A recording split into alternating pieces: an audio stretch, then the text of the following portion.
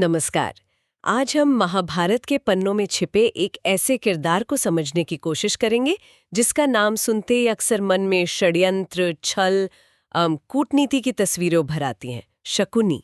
हाँ, शकुनी। सवाल ये है कि क्या वो वाकई महाभारत के महाविनाश का मुख्य खलनायक था, या उसकी कहानी में और भी कई परतें हैं जिन्हें अक्सर अनदेखा कर दिया जाता है। बिल्कुल सही कहा। आज हम शकुनी, महाभारत का सूत्रधार नाम के स्रोत से मिले कुछ महत्वपूर्ण अंशों के आधार पर एक गहरी छानबीन करेंगे। अच्छा। हमारा मकसद ये समझना है कि गांधार का ये राजकुमार, जो हस्तिनापुर की राजनीति का एक अहम हिस्सा बन गया, उसकी असली भूमिका क्या थी। क्या वो महज एक प्यादा था जिसे परिस्थितियों ने खलनायक बना दिया, या फिर वो पूरे खेल का निर्देशन करने वाला सूत्रधार था। हाँ, यही समझना है। तो चलिए इस जटिल किरदार की मनोवैज्ञानिक गहराइयों और उसके कामों के प्रभावों को खंगालते हैं। बिल्कुल। स्रोत हमें सबसे पहले शकुनी की पृष्ठभूमि और उसके हस्तिनापुर आने के कारणों पर गौर करने को कहता है। हाँ। वो गांधार नरेश सुबल के पुत्र थे और महारानी गांधारी के भाई। गांधारी का विवाह हस्तिनापुर के नेत्रहीन राजकुमार धृतराष्ट्र से हुआ। यहीं से कहानी का एक अहम मोड़ शुरू होता है। हाँ, और ये बिंदु काफी महत्वपूर्ण है। देखिए, स्रोत इस बात पर जोर देता है कि हालांकि मूल व्यास महाभारत में इस पर ज्यादा विस्तार नहीं है। अच्छा। लेकिन कई बाद की लोक कथाओं और क्षेत्रीय संस्करणों में ये कहानी प्रमुखता से बताई जाती है कि गांधारी के विवाह में उसकी पूरी सहमति नहीं थी, या कम से कम गांधार का राज परिवार भी भीष्म द्वारा अपनी बेटी के लिए एक नेत्रहीन वर चुने जाने से खुश नहीं था। ओह, तो इसे गांधार के अपमान के तौर पर देखा गया? बिल्कुल। संभवतः यही लोक कथाएं और क्षेत्रीय आख्यान अक्सर इसी अपमान को हस्तिनापुर के प्रति शकुनी की नफरत और उसके विनाश की कामना का मुख्य कारण बताते हैं। मतलब यहीं से प्रतिशोध की भावना के बीज पड़े होंगे? हाँ, ऐसा माना जाता है। कुछ संस्करण तो इससे भी आगे जाते हैं, जैसा कि आपने पहले इशारा किया था। हाँ, मैंने भी सुना है। कुछ कहानियां तो ये भी दावा करती हैं कि भीष्म ने या हस्तिनापुर के किसी प्रतिनिधि ने राजा सुबल और शकुनी के भाइयों को बंदी बना लिया था। हाँ, और उन्हें कारागार में भूखा रखकर मार डाला था। जी। कहा जाता है कि हर कैदी को रोज केवल एक मुट्ठी चावल मिलते थे और सुबल ने अपने सारे चावल शकुनी को दिए ताकि वो जिंदा रहकर उनके अपमान का बदला ले सके। और वो पासों वाली कहानी भी है। हाँ, कि शकुनी ने अपने पिता की हड्डियों से वो कुख्यात पासे बनाए थे। बिल्कुल। ये कहानियां काफी प्रचलित हैं, लेकिन स्रोत हमें ये याद दिलाता है कि ये विवरण, खासकर पिता की हड्डियों से पासे बनाने वाली बात, व्यास की मूल महाभारत में नहीं मिलती। ये बाद के जोड़े गए अंशों या लोक कथाओं का हिस्सा ज्यादा है। अच्छा, ये जानना जरूरी है। हाँ, लेकिन इन कथाओं ने शकुनी के चरित्र के जनमानस में छवि गढ़ने में बहुत बड़ी भूमिका निभाई है। ये उसे एक ऐसा किरदार बना देती हैं जिसके हर काम के पीछे एक गहरा व्यक्तिगत और दर्दनाक कारण है, प्रतिशोध। सही कहा। ये उसे महज एक ईर्ष्यालु मामा से ज्यादा जटिल बना देता है। बिल्कुल। एक तरह से दुखद नायक जैसा आयाम मिल जाता है उसे। हाँ, एक ट्रैजिक एंटी हीरो जैसा।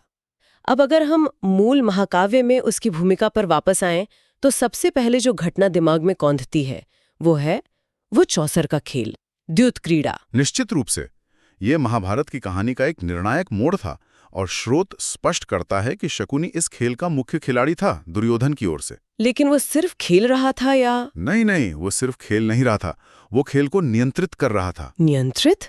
मतलब ये सिर्फ किस्मत का खेल नहीं था? बिल्कुल नहीं। स्रोत साफ तौर पर कहता है कि शकुनी ने छल वाले पासों का इस्तेमाल किया। छल वाले पासे? हाँ, वो पासे ऐसे थे जो उसकी इच्छा के अनुसार अंक लाते थे। ये कोई साधारण चौसर का खेल नहीं था, ये एक सुनियोजित षड्यंत्र था। ओह। जिसका मकसद युधिष्ठिर को हराना और पांडवों को अपमानित करना था। उसका पासों पर नियंत्रण महज संयोग नहीं, बल्कि अभ्यास और धोखे का परिणाम था। और वो जानता था कि युधिष्ठिर मना नहीं कर पाएंगे। हाँ, वो जानता था कि युधिष्ठिर को द्यूत का व्यसन है और वो खेल के लिए मना नहीं कर पाएंगे। और इसे एक खेल ने क्या कुछ नहीं बदल दिया। उफ, युधिष्ठिर अपना राज्य, अपने भाइयों, स्वयं को और यहाँ तक कि द्रौपदी को भी हार गए। हाँ, वो भयावह था। द्रौपदी का चीरहरण सभा में हुआ। पांडवों को 13 वर्ष का वनवास और अज्ञातवास मिला। ये सब उसी एक खेल का नतीजा था। बिल्कुल। ये सोचना भी भयानक है कि एक व्यक्ति का छल और एक सभा में खेला गया खेल कुरुक्षेत्र के मैदान में लाखों योद्धाओं के रक्तपात का कारण बन गया। सही कहा, और द्यूत क्रीड़ा ही शकुनी का एकमात्र योगदान नहीं था। स्रोत उसे लगातार एक सलाहकार और ज्यादा सटीक रूप से कहें तो एक उकसाने वाला इंस्टिगेटर के रूप में चित्रित करता है। उकसाने वाला कैसे? वो पर्दे के पीछे रहकर दुर्योधन के मन में पांडवों के प्रति ईर्ष्या, असुरक्षा और घृणा के बीज बोता रहा और उन्हें सींचता रहा। जैसे वो लाक्षागृह की घटना, जहां पांडवों को उनकी मां कुंती के साथ जिंदा जलाने की साजिश रची गई थी। क्या स्रोत इसमें भी शकुनी की भूमिका बताता है? हाँ, स्रोत संकेत देता है कि इस भयानक योजना के पीछे भी शकुनी का दिमाग था, या कम से कम उसने दुर्योधन को इसके लिए प्रोत्साहित किया। ओह! वो दुर्योधन की हर उस भावना को हवा देता था जो पांडवों के खिलाफ जाती हो। दुर्योधन के मन में पांडवों की बढ़ती शक्ति और लोकप्रियता को लेकर जो जलन थी, शकुनी ने उसे एक भयंकर नफरत में बदल दिया। उसने दुर्योधन की कमजोरियों का फायदा उठाया। बिल्कुल, वो दुर्योधन की कमजोरियों को पहचानता था, उसका अहंकार, उसका लालच, युधिष्ठिर के राजसूय यज्ञ के बाद उसकी हीन भावना, और इन्हीं का इस्तेमाल करके उसे भड़काता था। और यहाँ तक कि जब युद्ध टालने का एक आखिरी मौका आया, जब भगवान कृष्ण स्वयं शांतिदूत बनकर हस्तिनापुर गए, तब भी शकुनी ने शांति के प्रयासों को विफल करने में भूमिका निभाई। बिल्कुल। कैसे? स्रोत बताता है कि जब कृष्ण ने दुर्योधन को सिर्फ 5 गांव देकर युद्ध टालने का प्रस्ताव रखा, तो दुर्योधन के अड़ियल रवैये के पीछे शकुनी जैसे सलाहकारों का भी हाथ था। अच्छा। उन्होंने दुर्योधन को समझाया कि पांडवों को सुई की नोक बराबर जमीन देना भी कौरवों की हार होगी। शकुनी का लक्ष्य शायद हमेशा से युद्ध ही था। उसे लगता होगा कि युद्ध से ही बदला पूरा होगा। संभवतः उसे लगता था कि सिर्फ युद्ध से ही हस्तिनापुर का पूर्ण विनाश और उसका बदला पूरा हो सकता है। और फिर युद्ध हुआ। युद्ध के मैदान में उसकी भूमिका कैसी थी? वो कोई महान योद्धा तो नहीं माना जाता? नहीं, वो भीम, अर्जुन या कर्ण जैसा योद्धा नहीं था, इसमें कोई शक नहीं। लेकिन स्रोत बताता है कि युद्ध में भी वो कौरव सेना के लिए रणनीतिकार और षड्यंत्रकारी की भूमिका निभाता रहा। अच्छा, मतलब लड़ाई में सीधे तौर पे ना सही, पर दिमाग चला रहा था? हाँ, बिल्कुल। उसकी सलाह अक्सर सीधी लड़ाई के बजाय कूटनीतिक चालों, धोखे और भ्रम फैलाने पर केंद्रित होती थी। हालांकि उसकी सैन्य रणनीति कितनी सफल रही, इस पर बहस हो सकती है, पर उसका प्रभाव कौरव खेमे में बना रहा। और अंत में? अंततः युद्ध के 18वें दिन सहदेव के हाथों उसकी मृत्यु हुई। और सहदेव ने उसे मारने की प्रतिज्ञा भी ली थी, है ना? हाँ, ली थी। ये भी दिलचस्प है कि पांडवों में सबसे शांत और ज्ञानी माने जाने वाले सहदेव ने यह प्रतिज्ञा क्यों ली? हाँ, ये एक महत्वपूर्ण बिंदु है। सहदेव की प्रतिज्ञा अक्सर द्यूत क्रीड़ा के समय शकुनी द्वारा किए गए अपमानजनक शब्दों और उसके छल के प्रति गहरे रोष का प्रतीक मानी जाती है। शायद ये दर्शाता है कि शकुनी का व्यवहार कितना विषैला था कि उसने सबसे सहनशील पांडव को भी प्रतिज्ञा लेने पर मजबूर कर दिया। हाँ, ये हो सकता है। उसकी मृत्यु से न सिर्फ सहदेव की प्रतिज्ञा पूरी हुई, बल्कि महाभारत के एक प्रमुख षड्यंत्रकारी का भी अंत हुआ। बिल्कुल। तो ये सब जानने के बाद हम फिर उसी मूल सवाल पर आते हैं। क्या इन सभी कार्यों के आधार पर शकुनी को महाभारत का सबसे बड़ा खलनायक माना जाना चाहिए, या मामला इससे ज्यादा पेचीदा है? स्रोत इस जटिल प्रश्न का उत्तर कैसे देता है? स्रोत यहाँ एक बहुत संतुलित दृष्टिकोण प्रस्तुत करता है। देखिए, वो शकुनी को पूरी तरह से दोषमुक्त नहीं करता, लेकिन उसे एकमात्र खलनायक मानने से भी परहेज करता है। अच्छा, तो क्या कहता है स्रोत? एक और स्रोत उसे स्पष्ट रूप से छल का निर्माता, आर्किटेक्ट ऑफ डिसीट, और एक कुशल मनोवैज्ञानिक जोड़तोड़ करने वाला साइकोलॉजिकल मैनिपुलेटर मानता है। द्यूत क्रीड़ा इसका सबसे बड़ा उदाहरण है। हाँ, वो तो है। उसके बिना दुर्योधन की ईर्ष्या शायद इतनी विनाशकारी न बनती। शकुनी ने उस आग को हवा दी, उसे दिशा दी और उसे महायुद्ध की ज्वाला में बदल दिया। लेकिन फिर सिक्के का दूसरा पहलू क्या है? अगर वो मुख्य षड्यंत्रकारी था, तो फिर उसे एकमात्र खलनायक क्यों नहीं माना जा सकता? दूसरा पहलू, जैसा स्रोत इंगित करता है, यह है कि शकुनी की अपनी कोई स्वतंत्र शक्ति या सत्ता हस्तिनापुर में नहीं थी। हाँ, वो तो गांधार का था। बिल्कुल, वो गांधार का राजकुमार था, पर कुरु साम्राज्य में उसका प्रभाव पूरी तरह से दुर्योधन पर उसकी पकड़ और धृतराष्ट्र के दरबार में उसकी उपस्थिति पर निर्भर था। मतलब उसने सिर्फ दुर्योधन का इस्तेमाल किया? एक तरह से हाँ। उसने दुर्योधन की पहले से मौजूद कमजोरियों, उसके गहरे लालच, उसकी असुरक्षा की भावना, पांडवों के प्रति उसकी तीव्र ईर्ष्या का सिर्फ फायदा उठाया। वो बुराइयां दुर्योधन में पहले से थीं, शकुनी ने बस उन्हें खाद पानी दिया और उन्हें विनाशकारी अंत तक पहुंचाया। तो क्या इसका मतलब यह है कि जिम्मेदारी कहीं और ज्यादा थी, जैसे दुर्योधन पर या शायद धृतराष्ट्र पर? स्रोत इसी दिशा में इशारा करता है। शकुनी के षड्यंत्र इसलिए सफल हो पाए क्योंकि उन्हें फलने फूलने के लिए सही माहौल मिला। असली जिम्मेदारी दुर्योधन के अपने अडिग लालच और हठधर्मिता पर डाली जा सकती है। और धृतराष्ट्र, उनका क्या? उनसे भी बढ़कर धृतराष्ट्र के पुत्र मोह और उनके नैतिक अंधेपन पर, उनके अपने पुत्र के हर गलत काम को जानते हुए भी अनदेखा करने की प्रवृत्ति ने शकुनी जैसे लोगों को बढ़ावा दिया।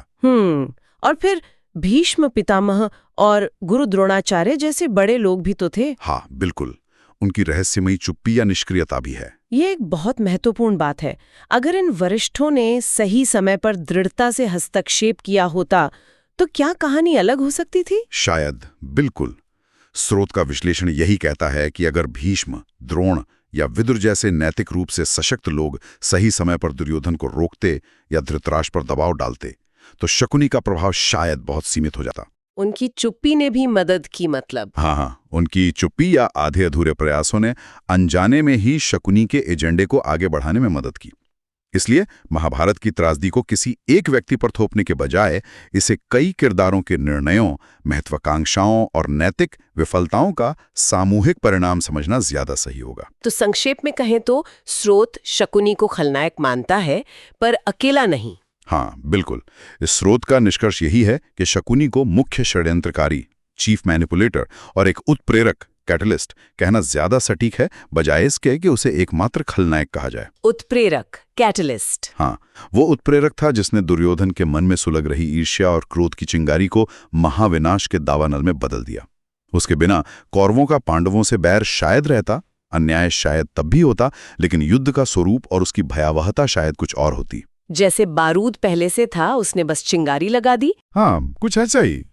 वो उस बारूद के ढेर में आग लगाने वाली चिंगारी जरूर था, पर बारूद यानी दुर्योधन का लालच, धृतराष्ट्र का मोह, बड़ों की चुप्पी पहले से वहां मौजूद था। तो आज की हमारी इस विस्तृत चर्चा से ये बात उभर कर आती है कि शकुनी महाभारत के सबसे जटिल और बहुस्तरीय किरदारों में से एक है। बिल्कुल। उसे केवल एक काले रंग के विलेन के रूप में चित्रित करना कहानी का सरलीकरण होगा। कुछ संस्करणों में मिलने वाली उसकी पृष्ठभूमि की कहानियां उसके कार्यों को एक संभावित मकसद देती हैं, अपमान का बदला, भले ही वो मकसद विनाशकारी ही हो। बिल्कुल, हमने देखा कि द्यूत क्रीड़ा में उसकी भूमिका निर्णायक थी और सलाहकार के रूप में उसने दुर्योधन को लगातार गलत रास्ते पर धकेला।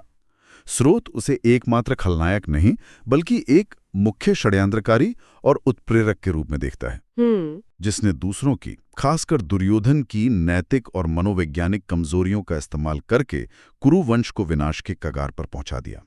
उसकी भूमिका निस्संदेह नकारात्मक और महत्वपूर्ण थी, पर पूरी त्रासदी का दोष अकेले उस पर मरना शायद इतिहास और मानव स्वभाव की जटिलताओं को नजरअंदाज करना होगा। और जाते जाते स्रोत हमें एक बहुत ही विचारोत्तेजक प्रश्न के साथ छोड़ता है, जो हमारे श्रोताओं को सोचने पर मजबूर कर सकता है। हाँ, ये सवाल महाभारत के नैतिक परिदृश्य को और भी जटिल बना देता है। सवाल ये है, अगर तुलना की जाए तो महाभारत का ज्यादा बड़ा खलनायक कौन था? कौन? शकुनी अपने छल और षड्यंत्र के साथ, या कर्ण अपनी गलत निष्ठा और कटु वचनों के साथ, या फिर स्वयं दुर्योधन अपने असीम लालच, हठ और ईर्ष्या के साथ? वाह, ये तो वाकई सोचने वाली बात है। हाँ, हर किसी के खलनायक होने के अपने अपने तर्क हैं। शकुनी ने जहर घोला, दुर्योधन ने उस जहर को पिया और फैलाया, और कर्ण ने जानते हुए भी अधर्म का साथ दिया। किसकी भूमिका अंततः ज्यादा विनाशकारी साबित हुई, ये वाकई एक गहरी बहस का विषय है। इस पर विचार जरूर करना चाहिए। इसी गहन विचार के साथ शकुनी के किरदार की परतों को खोलने का हमारा आज का ये प्रयास यहीं समाप्त होता है।